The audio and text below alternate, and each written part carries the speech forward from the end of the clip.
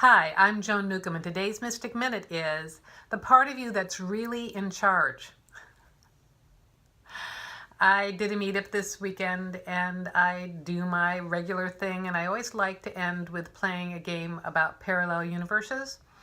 I do kind of mix it up sometimes when there's been people who've had that game before. We try some other things, but it's my favorite game to play with new people because it's really surprising, and it is a gentle way to shift your state into being more receptive to playing on the level of consciousness. But it's also hilarious, the questions that come up. How do I go through these doors to parallel universes? And, what should I be thinking about?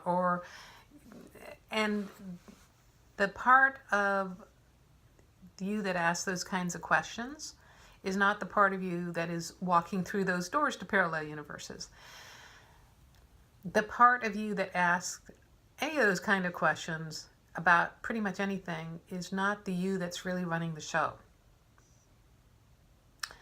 We tend to think that it is our mind running the show, our brain is running the show, we're governing our world by our thoughts, right? We're governing the world by our thoughts, and so we need to have the right thoughts for these things because, thoughts become things. And the part of you that is asking those questions and thinking those things is your analyzer. Clairvoyantly, used to see it as like a row of bulbs across my forehead kind of thing. I'd look at that in people's space, and that's what it would appear to me. We didn't have GPSs back then when I went through that training. But I see it now as our GPS.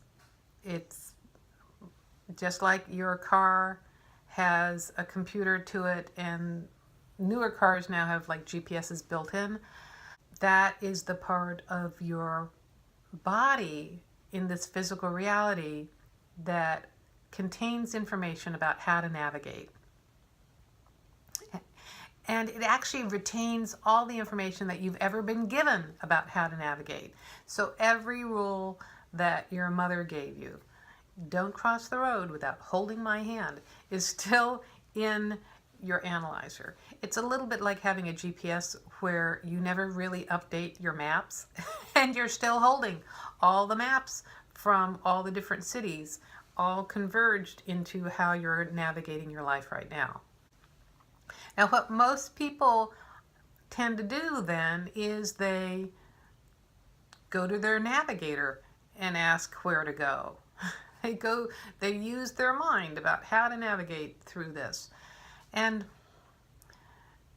your mind has all the programming. Your mind has all the maps, but your mind isn't the one that really is making the determination of where you're going in life, or what your destination is, or what this whole road trip is about anyway. I'll tell you, when my husband and I drive places, I will use Waze, and I'll be the one with the Waze on my phone, and I'll be watching Waze on how we're going places, and I will totally miss beautiful countryside that we are driving through because my nose is in the GPS. And life can be like that as well. You miss the journey because you're so focused on the mind and the brain, the analyzer, the mind machine directing the show.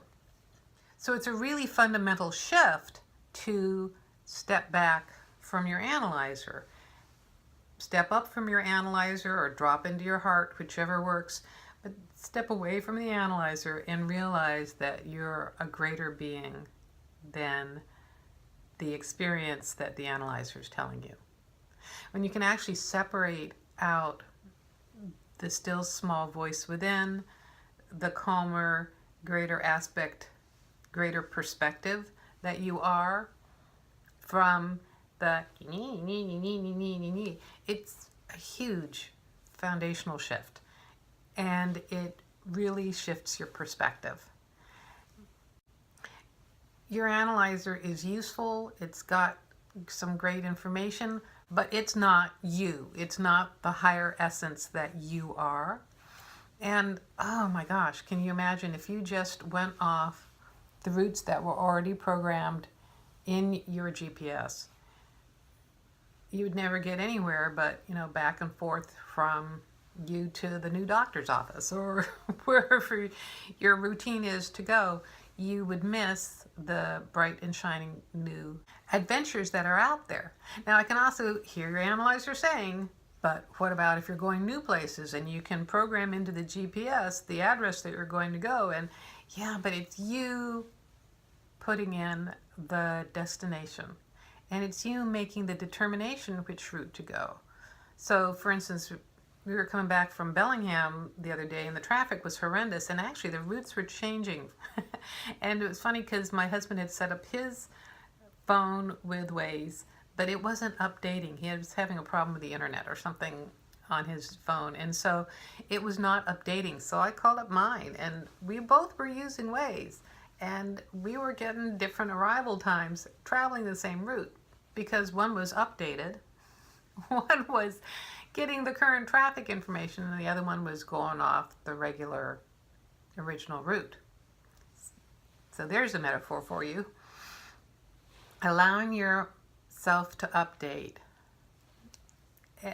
be new in your thoughts, have a beginner's mind, doesn't mean that you don't get to have the sum total of all your experience. Doesn't mean you don't get to have the different wonderful aspects that can be provided. But it's opening you up to the unseen and the greater knowingness that isn't defined by your analyzer and maybe can't be defined by all your previous experiences. It is a brave new world out there. Too bad that that's also a specific book title, but it's a brave world out there. It's a new experience that we're going into. And when you can step into it with your greater curiosity and wonder, what unfolds is a completely different experience than you could have imagined. Which doesn't mean, don't use your creativity and your imagination, and because honestly, the greater aspect of ourselves, your greater aspect as consciousness, is mind-blowingly creative beyond what your mind can imagine.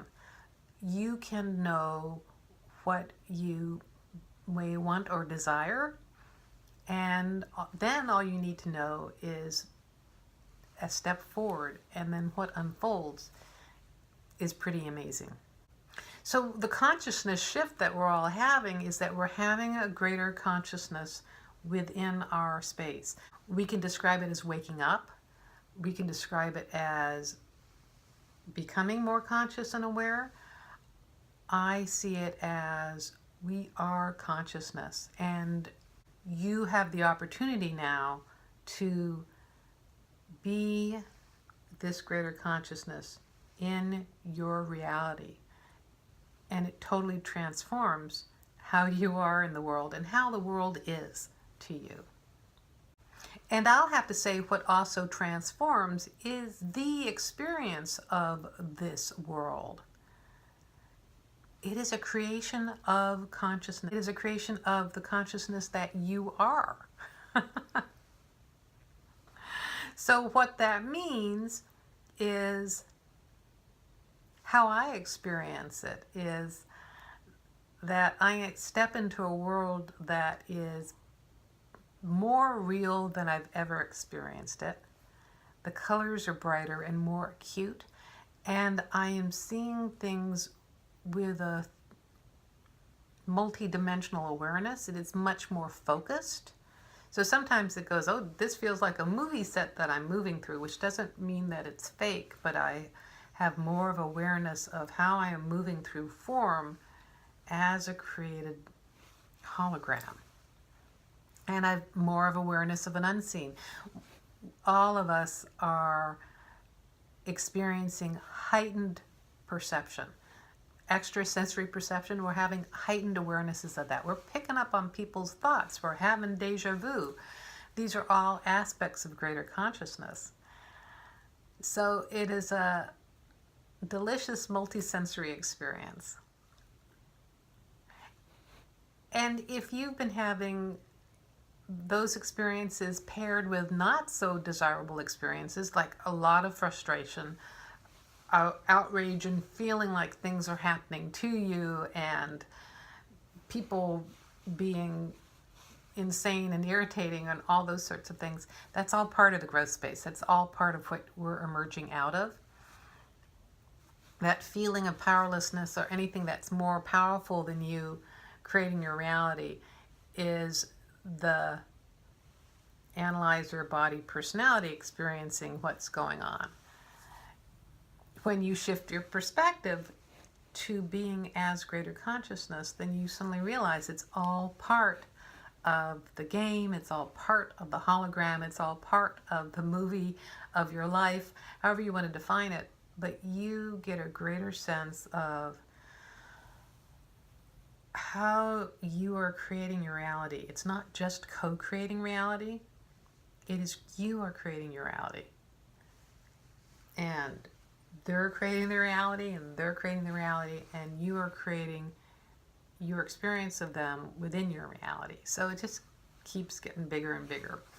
And the other fun thing that happens when you start to navigate its consciousness is fun, quirky, serendipitous, weird, strange, wonderful things show up in your hologram, pop into your hologram, come into form, disappear from form.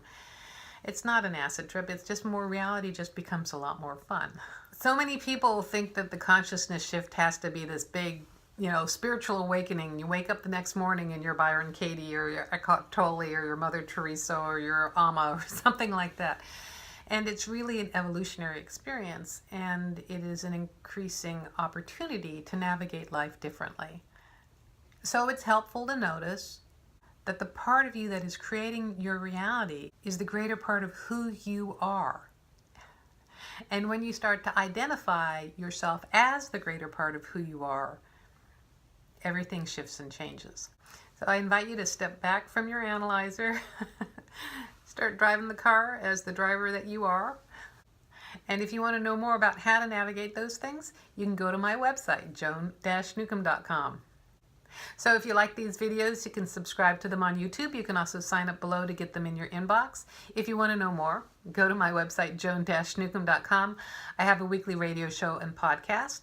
I write a weekly blog and newsletter. I do meetups around the Puget Sound in Seattle, Tacoma, and places in between. I do a monthly webinar.